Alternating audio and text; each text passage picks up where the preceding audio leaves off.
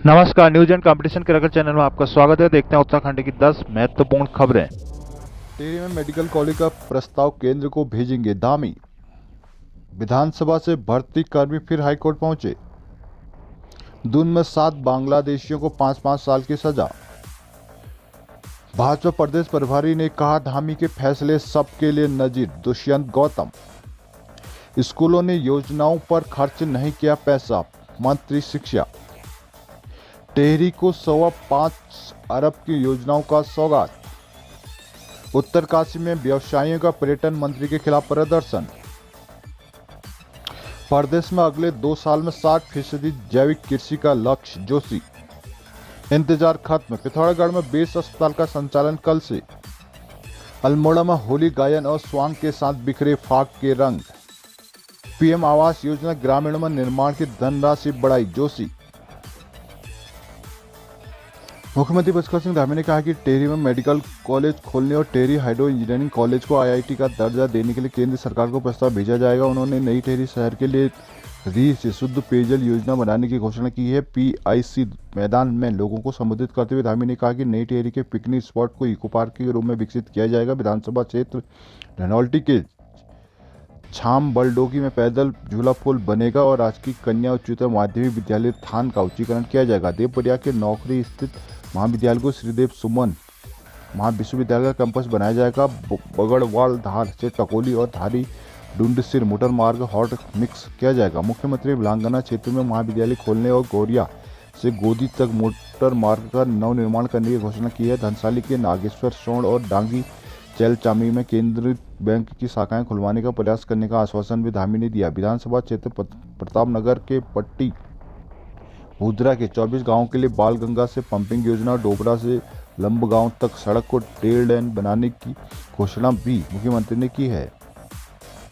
विधानसभा से बर्खास्त कर्मचारियों ने सचिवालय प्रशासन की जांच रिपोर्ट को चुनौती दी है। न्यायाधीश मनोज कुमार तिवारी ने मामले में विधानसभा सचिवालय से 2 सप्ताह में जवाब पेश करने को कहा है। अगली सुनवाई 31 मार्च को होगी। शनिवार को बर्खास्त कर्मचारी की तरफ से कहा गया कि अब वर्ष 2021 से 2015 तक की नियुक्तियां भी अवैध है, परंतु जांच केवल 2016 से 21 तक हुई नियुक्तियों की ही करवाई गई। इसी जांच के आधार पर उन्हें निष्कासित किया गया है। याचिकाकर्ताओं का कहना है कि जांच के बाद उन्हें सुनवाई का मौका नहीं दिया गया, जिसके साथ भेदभाव किया गया। बर्खास्तगी के आदेश को बबीता भंडारी, भूपेंद्र सिंह बिष्ट, कुलदीप सिंह व 102 अन्य ने एकल पीठ में चुनौती दी है। याचिकाकर्ता में कहा गया कि विधानसभा अध्यक्ष ने सेवाएं 27, 28 और 29 सितंबर 2022 को समाप्त कर दी। उन्हें किस आधार पर हटाया गया, बर्खास्तगी आदेश में कहीं इसका उल्लेख नहीं है, न ही इसका पक्ष सुना गया। यह आदेश विधि विरुद्ध है। विधानसभा सचिवालय में 396 पदों पर बैकटोर नियुक्तियां वर्ष 2001 से 2015 के बीच हुई, जिनको नियमित किया जा चुका है।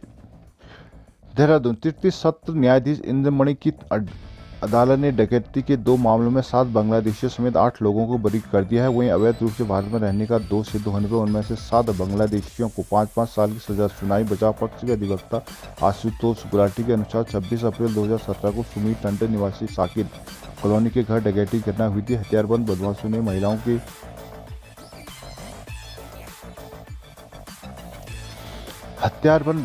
ने महिलाओं के जेवरात और नकदी लूट थी। घटना के बाद डालनवाला थाने में अज्ञातों के खिलाफ मुकदमा दर्ज किया गया। अभी मामले में खुलासा भी नहीं हो पाया कि 17 जून 2017 को डोईवाला में तक्ष ढोंडियाल के घर पर डकैती हो गई। यहां से बदमाशों ने जेवरात और नकदी लूटी। डोईवाला पुलिस ने कुछ दिन बाद डकैतियों का खुलासा किया। मामले में 8 बदमाशों को गिरफ्तार किया गया। नजरुल, मोनू, दुलाल, आलमगीर दुलाल, बादल और शौकीर बांग्लादेश मूल के थे, जो गाजियाबाद से पकड़े गए, जबकि चांद कुरैशी भारतीय था।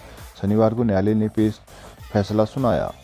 छात्रों को हर महीने 5,000 से 1,000 रुपये की स्कॉलरशिप दी जाएगी। हर साल छात्रों का चयन किया जाएगा। उच्च शिक्षा विभाग के वरिष्ठ अधिकारी ने इसकी पुष्टि की। उन्होंने बताया कि मुख्य सचिव डॉक्टर एस एस संधू के निर्देश से उच्च शिक्षा सेक्टर के लिए छात्रवृत्ति का खाका तैयार किया गया। इन पर 2 और दौर की वार्ता के बाद कक्षावार स्कॉलरशिप राशि का प्रारूप बना लिया जाएगा। इसका प्रस्ताव कैबिनेट में लाया जा रहा है। कृषि मंत्री गणेश जोशी ने कहा कि उत्तराखंड में मूल रूप से 34% जैविक खेती की जाती है। इसे लेकर 2025 से बढ़ाकर 60% करने का लक्ष्य तय किया गया। प्राकृतिक खेती को बढ़ावा दिया जा रहा है, जिसके प्रशिक्षण के 300 किसानों को सरकार ने कुरुक्षेत्र भेजा था। उन्होंने कहा कि राज्य में लगभग 50,000 स्वयं सहायता समूह में 6 लाख महिलाओं अपना योगदान दे रही है। वर्ष 2025 में जब राज्य 25 साल का हो जाएगा, उस समय 1.25 लाख लखपति दीदी का सपना साकार करना है। उधम सिंह नगर के प्रभारी कृषि मंत्री गणेश जोशी ने जीबी पंत कृषि प्रौद्योगिकी विश्वविद्यालय के 13वीं अखिल भारतीय किसान मेले और उद्योग प्रदर्शनी का शनिवार को उद्घाटन किया। ये बातें उन्होंने कही। प्रधानमंत्री नरेंद्र मोदी के जय जवान जय किसान जय विज्ञान और जय अनुसंधान के नारों से संबोधित करते हुए उन्होंने कहा कि केंद्र का सपना है कि किसानों की आय दुगुनी हो। वर्ष 2023 को मिलेट वर्ष के रूप में घोषित किए गए। हम कोंदो, झिंगोरा आदि मोटे अनाज खाते थे। कहा कि राज्य सरकार ने किसान सम्मान निधि के लिए 200 करोड़ रुपये, मिलेट 2023 के लिए 73 करोड़ की व्यवस्था की है। सीमांत के लोगों को 16 साल के लंबे इंतजार के बाद बेस अस्पताल का लाभ मिलने जा रहा है। प्रशासन ने कल सोमवार से बेस अस्पताल का संचालन शुरू करने का निर्णय लिया है। इसके लिए चिकित्सकों को भी नियुक्ति कर दी गई है। जिले में वर्ष 2007 से बेस अस्पताल का कवायद चल रही है। तत्कालीन प्रदेश सरकार ने यहाँ बेस अस्पताल के निर्माण की घोषणा की थी। अस्पताल के निर्माण की घोषणा की थी, जिसके 7 साल बाद निर्माण कार्य शुरू हुआ। अभी बजट तो कभी अन्य कारणों से निर्माण अवधि बढ़ती गई। 63 करोड़ की लागत से वर्ष 2021 में यह अस्पताल बनकर तैयार हुआ। करीब 1.5 साल बाद शासन प्रशासन इसका संचालन करने जा रहा है। शनिवार को डीएम रीना जोशी ने बेस अस्पताल का निरीक्षण किया। उन्होंने कहा कि सोमवार से बेस अस्पताल का संचालन शुरू होगा। इसके लिए पूरी तैयारी कर ली गई। 10 डॉक्टर, 5 फार्मासिस्ट और 8 MPWD को यहाँ तैनात कर दिया गया। उन्होंने प्राचार्य अरविंद बरोनिया को रविवार तक हल्द्वानी और अल्मोड़ा से आने वाले सामान को बेस अस्पताल में स्थापित करने को कहा है। बेस अस्पताल में 200 बेडों का संचालन होना प्रस्तावित है। वर्तमान में यहाँ बेड हल्द्वानी से आने हैं। बेस के 37 विशेषज्ञ चिकित्सक, 54 स्टाफ सिस्टर और 15 pharmacist, 15 technician, 19 staff, 15 data entry operator और 60 चतुर्थ श्रेणी कर्मियों की आवश्यकता है, जिनमें से प्रशासन ने सभी डॉक्टर समेत 23 कर्मचारियों की नियुक्ति की है। बेस में शनिवार को कुल 8 चिकित्सकों की नियुक्ति जनपद के ही सामुदायिक स्वास्थ्य केंद्रों से की गई है। अल्मोड़ा सांस्कृतिक नगरी में महिला कल्याण संस्था की ओर से नंदा देवी मंदिर परिसर में 2 दिवसीय होलिकोत्सव का भव्य श्री गणेश व होलिकोत्सव के शुभारंभ मौके में महिलाओं ने एक दूसरे को अबीर गुलाल लगाकर होली की शुभकामनाएं दी। इसके बाद विभिन्न कार्यक्रम में महिलाएं होली गीतों पर जमकर थरकी। इस दौरान महिला दलों ने स्वांग के जरिए सामाजिक बुराइयों पर कटाक्ष किया और चुटकुले अंदाज से दर्शकों को खूब गुदगुदाया। शनिवार को होलिकोत्सव का शुभारंभ मुख्य अतिथि पालिका अध्यक्ष प्रकाश चंद्र जोशी, वरिष्ठ अतिथि सुनीता वर्मा ने संयुक्त रूप से दीप जलाकर किया। मुख्य अतिथि ने होलिकोत्सव का शुभारंभ करते हुए सभी को होली की शुभकामनाएं दी। कहा कि महिला कल्याण संस्था के प्रयास सराहनीय है, जिसके बाद होलिकोत्सव के तहत विभिन्न कार्यक्रम आयोजित किए जाएंगे। विभिन्न मोहल्लों की महिलाओं ने होली गीतों की शानदार प्रस्तुति दी। यहाँ नंदा देवी मंदिर में महिला होलियारों ने सिद्धि को दाता विघ्न विनायक होली खेले, विजयपति नंदन होली गीत गाकर महोत्सव का शुभारंभ किया। जिसके अलावा मुझे मिल गया नंद का लाल रसिया होली, आज नंद संग खेलूं होली आदि होली गीतों और अन्य जोड़े गाकर वाहवाही बटोरी।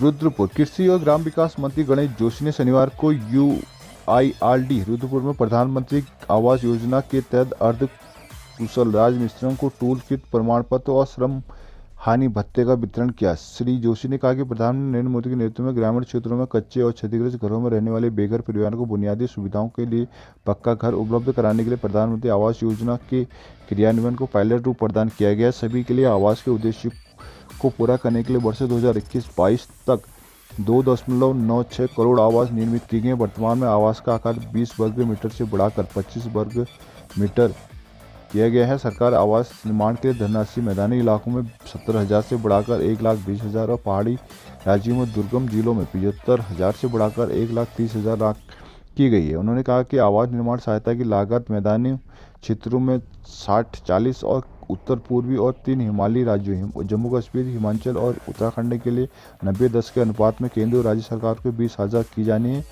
NECC 2011 डेटा में आवास की कमी और अन्य सामाजिक अभाव मानकों के आधार पर लाभार्थियों की पहचान और चयन ग्राम सभाओं द्वारा किया जा रहा है। उत्तरकाशी चारधाम यात्रा में ऑनलाइन पंजीकरण की अनिवार्यता, प्रदेशवासियों के लिए पंजीकरण बाध्यता और दर्शन करने वाले तीर्थ यात्रियों की संख्या सीमित करने को लेकर प्रदेश सरकार के खिलाफ क्षेत्र के सभी व्यवसायियों और स्थानीय लोग सड़कों में उतर आए। उत्तरकाशी जिले की गंगा और यमुना घाटी में शनिवार को होटल व्यवसायियों, दुकानदार, टैक्सी यूनियन, मजदूरों सहित क्षेत्र के लोगों ने पर्यटन मंत्री के खिलाफ जुलूस यात्रा निकाला। वहीं ज्ञापन प्रेषित कर ऑनलाइन पंजीकरण की अनिवार्यता, प्रदेशवासियों के लिए पंजीकरण बाध्यता और दर्शन करने वालों तीर्थ यात्रियों की सीमित संख्या वाले निर्णय को वापस लेने की मांग की। शनिवार को कई पर्यटन व्यवसाय से जुड़े कारोबारी, व्यवसायी, टैक्सी यूनियन, मजदूरी क्षेत्र के लोग होटल एसोसिएशन के अध्यक्ष शैलेंद्र मटूड़ा के नेतृत्व में हनुमान चौक पर एकत्रित हुए। इस मौके पर होटल कारोबारियों ने कहा कि गंगोत्री घाटी में 20 से 25,000 पर्यटकों के ठहरने की समुचित व्यवस्था, जिसके बाद एडीएम तीर्थपाल के माध्यम से सीएम को ज्ञापन भेजा गया। प्रदर्शन में अजय पुरी, माधव जोशी, खुशहाली सिंह, अंकित उपल, सुभाष कुमाऊं, दीपेंद्र पवार आदि मौजूद रहे।